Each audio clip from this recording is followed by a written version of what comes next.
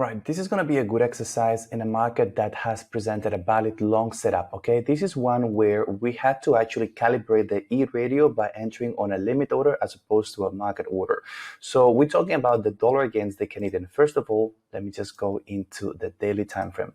The daily time frame saw an eruption of demand, very strong off the lows on the back of the FOMC meeting, and that meeting was a couple of weeks ago. Now, if we actually draw a retracement tool, like we've noticed that we have actually found this bottom, this base around the 50% retracement of this movement, okay? Now, from here, it looks like buyers are once again returning in style. So let's go and study the 8-hour because this is the time scale that is going to be providing entries every now and then. So what we've seen is a penetration through this resistance. Notice that on the way down, we had an impulsive sell side candle. We had an attempt that failed for a second time, but eventually we've seen this candle penetrating the level. Now, after this candle happened, notice that the readings at the bottom, we had 3 out of 4 metrics in favor. The only one that was not quite there yet in favor was the 8-hour FT. Now, even though the 8-hour FT was not yet in favor because we had to actually penetrate this level, we had clearly seen a penetration with acceptance beyond this resistance.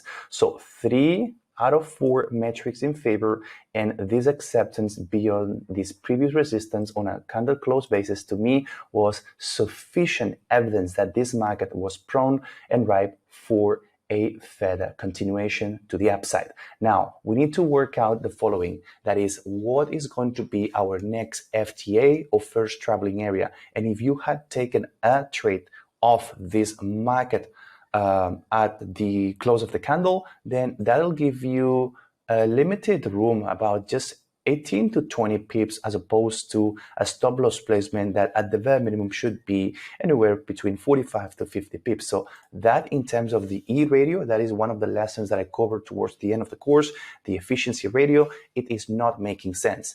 Now, that being said, if you actually allow a retracement entry around this backside retest 1.2326 or 25, that will give us a stop loss of about 40 pips, and then we get that wiggle room, which would be almost 0.75 or 3/4 of the risk that we are taking, we are incurring, and that makes a lot more sense. So an entry was valid at the point of retracement right here, and the first point that you have to consider as the FTA would be 1.2353. So that would be, in my opinion, the area where buyers might be struggling, and we have to protect our assets by moving this stop to break even. Notice how impulsive this candle was. So I am suspecting that at that point, we're definitely going to have some trouble to be breaking on a first pass.